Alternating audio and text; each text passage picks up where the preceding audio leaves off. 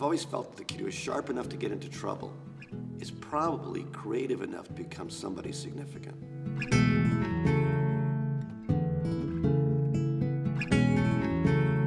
I had a girl named Michelle in my class. She was 11th grader, and she was just kind of up and down. As you probably know, kids are on an emotional roller coaster at this age.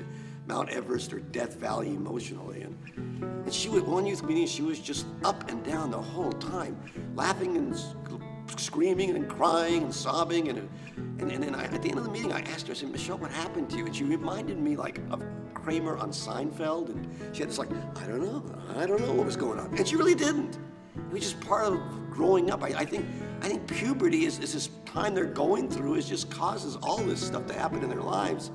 So a lot of times the last thing they're thinking is, I hope you're speaking on Zacchaeus today. They're thinking about their bodies, their emotions, there are all kinds of things that are going on that cause them to do things that they don't really want to do themselves. So I think having a really sensitive heart as you discipline kids is going to carry you a long way.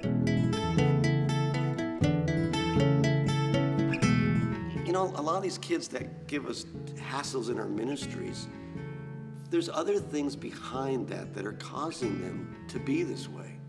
Well, one, you got to realize that it's not just in your youth group that they're giving problems to. They're giving problems in the school. They're giving problems to their parents. And a key, I think, for youth workers is not to take it personally. I could not find a single book on how to work with discipline with teenagers. There's a huge amount of books on how to do discipline with children. But it seems like people just seem to give up then when they become teenagers. And so I thought, I searched, I found a couple of public school type of books, but really nothing with youth ministry. And so I felt this was a real need.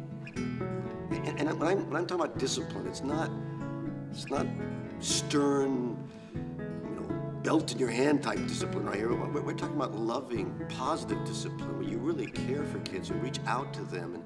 And there's some techniques it's not a harsh thing, but it'll just give you some tools on how to work with the kids that do drive you up the wall. You know, the quiet kids are great too, but the quiet kids, 30 years later are still being quiet and doing nothing. But you take that rowdy kid, the kid that drives you up the wall, you challenge that kid and you get them moving in the right direction. They're dynamite. They're going to do incredible things later on in life.